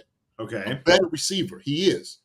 He's not. If you look at MVS best year, okay, Worthy can absolutely parallel that and even more. I don't see MVS running. I don't know if he will. He doesn't do as much. He's not as versatile as Xavier Worthy. He's not. He isn't. No. He can. I think potentially he can. I don't know if he will have a better year than MVS had a couple years ago. That still remains to be seen, man. But this is, and the thing is, because we could get so caught up in like the numbers. That's the problem. Okay, as opposed to like the entire scheme of teams, like how do you win, right? So we seen go over top. Xavier Worthy caught a deep ball, which we was holding our breath every time we threw it up to MVS last year. Yeah, last year. Oh, yeah. Shoot, year before that. So I mean, he already has more touchdowns than MVS had his entire time in Kansas City in 5 games too. So I mean, you can't even. He's a better overall weapon than MVS will ever be. He is. This isn't a Worthy versus MVS discussion. This is a last year versus this year. We had Rashee Rice last year. So we had Rashee Rice, but who's our number one option half the season. Well, I will say this. Okay, the reason we utilize Rashee Rice is, he could catch the football. He was great in the slot. But the thing is, and I keep going back to this, man, it's not like Rashee Rice was running difficult routes. He's not running difficult routes. We was throwing, the 10-yard on end routes. 5 yards, throw the ball, wide receiver screens. That's what we were doing with Rashee Rice. Come on, man. It's not like we was running difficult, deep routes with Rashee. It wasn't like we was throwing back shoulder throws to Rashee. We weren't doing things like that with Rashee. I wanted us to get there. We just weren't doing it. That's not what our offense is. And that's why we don't covet like those big receivers. That's probably why we didn't really try to get, some guys like, hey, we want a guy 6'3", 215 pounds to throw the ball up to. How come we haven't gotten that guy? Well, he's still a better weapon than Juju is, though. We're not arguing that, are we? We're saying between Xavier Worthy and Juju, they are better than MVS and Rashee Rice comprised together. And what I'm saying is Juju, because of, and we've seen Juju produce. Juju caught almost 80 balls here in 2022. We've seen that. Yeah. Juju is a much smarter player, okay, because he has experience. All right. So he has that above Rashee Rice. Okay. Rashee was learning that. And look, that's not taking anything away from Rashee Rice. It's not even a shade to him. It's just saying how good Juju is. And so we seen Juju being able to explode when he was up in Pittsburgh. We seen him come over here and explode when he got here to Kansas City. The same thing. They didn't want to utilize him up there in New England. He comes here, hits his head on the goalpost, throw the football to him. And Sucker don't look slow. Like I said, we act like Juju's, year 15 in the league. No, I know, but Rashee Rice was on pace for like 200 catches before he got injured, and Juju couldn't even get a target in the game because of Rice. Yeah, he's a younger guy. He's a younger guy, but also too, I think to our detriment, Travis wasn't getting the looks that he wanted, right? So all of a sudden, Rice is getting all the looks. And so what ends up happening is if you start relying on a player way too much, right, like we did Rashee Rice, sometimes that might stifle the growth. We talk about growth all the time. It is, when we talk about growth of other receivers, how are the guys coming in and actually, adding on to what you do? How do they contribute? And so what this does is it almost forces Patrick to rely on other guys out here. And I do believe this. I do believe Xavier Worthy. I know it should. Although Watson ruining my bet, couldn't even get 2 catches in the game. It's pretty brutal. So, I mean, I hope we can spread it around more often. I was counting on that last week. It didn't happen 2 weeks ago. It didn't happen. Yeah, but who came out here and played that we haven't seen the whole year catch balls? McCole Hardman. Yep. Yeah. Oh, yeah. So if we have another guy that can do what we ask him to do and do it effectively, hey, that's why I like. This is the first year. I'll say this, okay? I'm a fantasy guy. I've been playing fantasy for the past probably 5 years, but this is the first time that I actually picked up a wide receiver for the Chiefs, and that was Rashee Rice, because I know he is going to have a lot of value. I know that, right? Now, with Rashee being hurt, what I do see is I see the creativity of bringing in 13 personnel, 14 personnel, and things you can do strategically to create matchups in the game. Okay, I think that's what, when you talk about the brilliance of an offensive mind, I think this is what the Chiefs have. Y'all were talking about plug and play earlier with New England. Their system worked, and they worked to perfection. Because they could bring guys in, it was like no names and all. Shoot, we could put this guy in. Hey, all you had to do is catch the football. So I don't have any questions with Xavier Worthy's hands at all. Okay, I think MVS, there was a little question there. I'd have no question with Juju's hands at all. Zero. Yeah. None. So Yeah. So that's why I say comprise everything. Rashee Rice is up here. He was getting himself as being one of the premier wide receivers in the league. Yeah. Right. But we weren't throwing a lot of the routes to Rashee Rice that we see other premier wide receivers run. That's the reality. So, yeah, I mean, at his stage, a lot of them. I mean, DK Metcalf wasn't running much other than a go and a slant for his first 3 years in the NFL.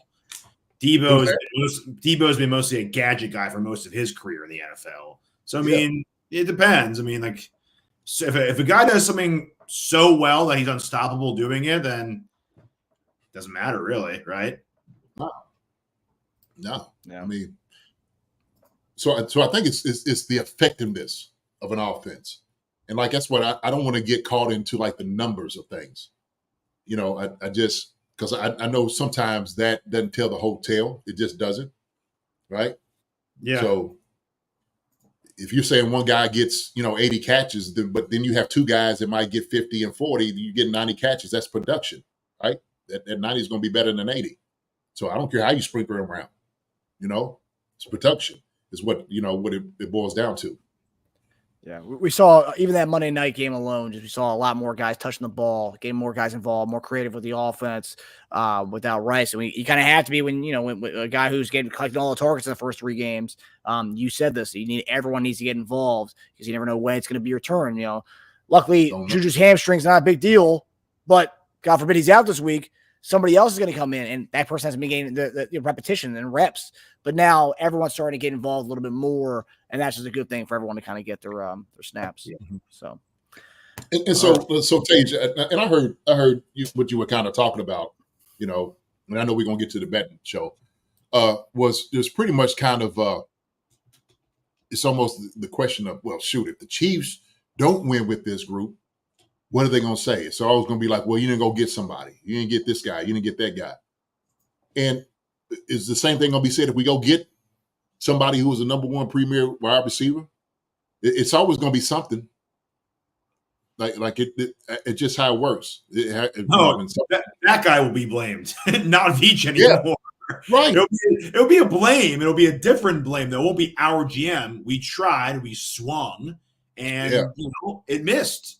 But you can't. Oh, we got a guy that didn't fit the system. Oh, he didn't give it us all, and all. I'll never get mad at someone trying and failing. I'll get mad at someone for not trying. That's what I'll get mad at. So if we're trying with the guys that we have, right? And that's I keep saying that's the camp I'm in. Like, I'm not mad at that. I'm not mad at, like, hey, believe in your guys. Believe in these guys that you have. Now, depth piece, absolutely. Go get another guy, sure. Why not? I don't know if you heard us talk about this other way. I do believe, okay, and this is just me, but I do believe that Hollywood Brown will make a emergence in this offense at some point. This season. This season. I do. Mm-hmm. Yeah, I could be crazy. I'm more concerned about the playoffs. So if we know he's definitely coming back, then I'm fine with it. Yeah, Dr. Chow definitely left it up for interpretation as far as saying, this is kind of unprecedented, this kind of surgery that Hollywood Brown's having. He's never seen anyone come back from it, but he's never really seen this surgery be done before. So this is something that is new. And he didn't say he was done, but he kind of left it up for kind of a mystery. So if we are not really actively pursuing, maybe definitely making calls around the league, but not actively pursuing anybody, maybe they know something that we all don't know, and that is Hollywood Brown's going to come back at some point later on in the season, more towards playoffs. So, yeah. All right. So we'll get into the betting aspect of things. So obviously we went over this. Teja 3 for 5 2 weeks ago. I was 4 for 5. Damn, Xavier Worthy for not getting those other targets. And Teja's just they did try. They did try. Pat had him on that drag right. He underthrew me through behind him, and then the bombs, which they didn't click. Teja, New Orleans plus 5.5. I thought it was gonna be a closer game. Wrong. And Justin Watson getting 2 catches did not happen. So hopefully this week bodes well for both of us. But 4 for 5, probably my strongest week of the season so far. But Teja, take us into what you got, brother. Okay. So I'm going to start it off with Ayuk. So I would have gone with Jennings 2 catches, but he's out. So I think Ayuk's going to get some force feeding this weekend. It's his main receiving target. His season it's been a bit odd, actually. So it seems like he's heavily targeted one week and then not targeted at all the next week. And then it keeps going like that. So he had 4 targets last week, 12 targets the week before, 5 targets the previous week, 10 targets the week before. So by that pattern, he's due for like a 10-plus target game. I'm going to go with the pattern. I'm going to go 4 catches this week. Kittle, 45 yards. So we've been pretty rough against tight ends this season, and Kittle has had at least 45 yards in 4 out of his 5 games this year. I'd also feel safe with 4 to 5 catches, but I think the 45 is easily done. I think he gets free for at least one 25-yard catch. I think he's done that, in 3 or he's done 20 plus in, 4 out of the 5 games, if I'm not mistaken, 3 or 4 out of the 5. So if he gets a 25-yard plus play, we're looking at 20 yards the rest of the game.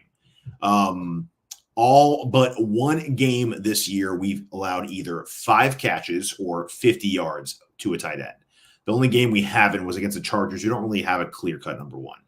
So 45 yards, book it. Hunt, 13 carries. So the only way I'd see Hunt not getting this would be if we get blown out. That's it. If we're in this game at all, or if we're winning it, I think he's a shoo-in to get at least 13, maybe by 3 quarters. So last week he received 27. He had 14 coming off the street in an Uber. So I think he gets at least 13 easily this game. Mahomes, 4 carries. So he's done this in his last 5 games. I think he'll continue to do it with what our game plan is. More of a ball control, get first downs, grind the other team out, just hold the ball as long as possible. He ran 9 times against the Niners in the Super Bowl. I'm asking for less than half of that this game. I think he gets 4. Under 47. So this is the one I was the most iffy on. I think it's an extremely tight game. I think both teams score in the 20s. I just think our defense, a part of me wants to say it'll go over, but I just think the combination of our defense continuing to show up, forcing games to be lower scoring, and our offense, what it's doing right now, which is being really efficient, running the ball well, holding the ball. Both teams do that really well. They both love to establish the run. They both love to keep the ball in their hands and sustain long drives. Purdy's good at it. Mahomes is good at it. They both have good defenses. So I'm going with the under, even though I have a feeling it'll go over this. If I was going to take one other bet instead of this, I would probably go Butker over 1.5 field goals. But I'm going with the under 47. Okay. Yeah, I think Ayuk clearly has been, doing a great job catching the football. And I think in 1 week, and I don't know if it correlates or not, but do you remember when they were talking about he didn't come out with their same shorts, right shorts? And they made a big stink about it. Mm-hmm. And I don't know if that happened with that week where he may not got as many looks.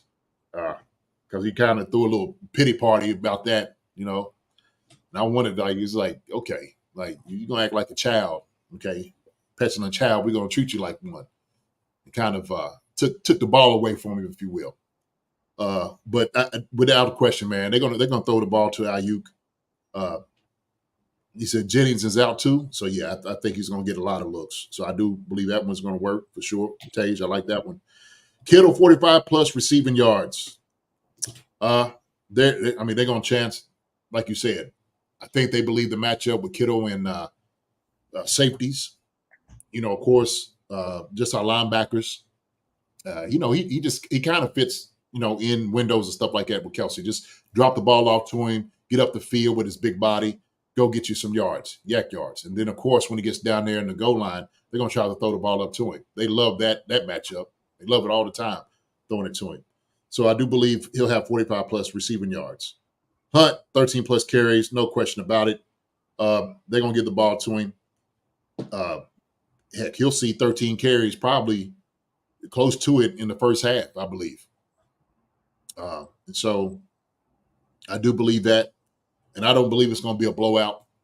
I think sometimes you still, even if the team's up on you, you still got to kind of keep them somewhat honest. A couple of delayed draws, getting up the field. So we're still going to have about 4 or 5 of that. So I do like that.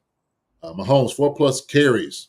So you said he's been averaging at least, what, you said 4 or 5 a game? Something I like think that? he's had, what did I say, 4, at least 4 in his last 5 games this year, I think. In the last 5. Let me find that. He's done this his last 5 games. Okay. He's a master at running, getting up the field. Bosa's going to get some pressure. We're going to chip him as much as possible. Okay. But we know Pat loves to run out and flush. When I seen Kyler Murray take off running, I was sitting there thinking, well, shoot, Pat's going to do the same thing. Now, he may not have the quicks as Kyler but he's still as effective. And, Fred Warner's probably going to be sitting over there, looking to mirror what he's doing. But I do believe he's going to have at least that. So I do agree with you. Total points under 47. Now, I think it was 27-24 is what my count was, Teja, for that. So I do believe it's going to be over 47. I think it's going to be somewhat of a high-scoring game. So I have, 51 points from what I said that the score is going to be. So I am a little iffy on that one. But we don't know. I've seen these games, and they've been some high-scoring games against these guys. Probably the majority of them has been over 47 points total, if I'm not mistaken. If I'm remember seeing what their schedule was and what the points were, but so that's one that's only the question. But other than that, man, $25 to win 238, man. I think all of them's good bets though. I think it's all good bets. Yeah, there's some overlap here. I think just one overlap bet, really. I'll begin. So I have Kareem Hunt going over 60 yards rushing. Niners have allowed that for 3 of the 6 running backs they have faced. Ty Chandler had 82 yards rushing. Kyron Williams, 89 yards rushing. And James Conner, 86 yards rushing. So 3 of them exceeded that number. Kareem Hunt, 2 for 2 on 60 yards rushing in both games he's played. Like Teja said, he stepped off an Uber in his first game, got 69 yards rushing. Then last week, 100 yards rushing in that game against the Saints. The next one, Teja had over 13 carries. I had 13 and a half carries, but since I've looked, it's now over 12 and a half carries is his number. So the line's actually gone down on that, which is kind of interesting. But Kareem Hunt, 2 for 2 again on that first game off the Uber, 14 carries in that San Diego game, and then or Los Angeles Chargers game, and then last week 27 carries, which is the most Chiefs running back has gotten since his total in 2018, I believe it was. And then also the running backs that what do you call it? The Niners have played 4 of the 6 running backs have exceeded 13.5 carries of the 6 games they've played. So 4 of the 6 have gotten that. And then Chiefs over 25.5 points. The Chiefs have done that 3 of 5 games this year. And the Niners have only allowed this once. So this kind of goes as one of those bets. If you think the Chiefs are going to win, you kind of go with this one. And that's where I've had the Niners have only allowed that once this year, but the Chiefs are 3 of 5 going over 25.5 points. So the next one is Niners under 24.5 points. The Chiefs have allowed the Chiefs have done this 4 or 5 times. So teams have gotten over 24.5 points once a season. That was the Bengals. They had 25 points in that game. So every other team that we've played against has gone below besides the Bengals, who had 25 points. The Niners are 3 of 6 for this. They've gotten under 24.5 points 3 times this year, and those happen to be all 3 of their losses. So again, this kind of plays back with the whole theme. If you think the Chiefs are going to win, you have 25.5 points. If you think the Chiefs are going to lose, or the Chiefs are going to win, the Niners will also be under 24.5 points. And lastly, total points under 52.5 for this game. The Niners, 5 of the 6 games have gone under 52.5 points. And the Chiefs, all 5 of their games have gone under 52.5 points. So that's a pretty – that seems like it's a lock, but, nothing's a lock. But $25 to win 225 smackaroos. JD, thoughts, brother? Man, very conservative, Marcus. Kind of on the one. Hunt, 60-plus yards rushing. I think he does that. When I watched the game, like the last game I watched was against Arizona, which I think we have somewhat similar of makeup, some of the things they do. Connor had 19 carries for 85 yards. Hunt's going to have 60, no doubt about it. I think he runs as hard as Connor does. Much better balance. Connor was trying to get to the outside, man. We're going to run right there off tackle. That's where we're going to be gap. That's where we're going to live. And I think our offensive line interior is much better than those guys for sure. So he'll definitely have 60-plus yards. I said Hunt 13.5 carries. Like I said, Connor had 19. I definitely believe he's going to have 13.5. And even when they were down by like 10 points, they gave the ball to Connor. They still handed the ball off. And I think you still got to do that, even if you're down. Chiefs over 25.5 points. I have them at 27.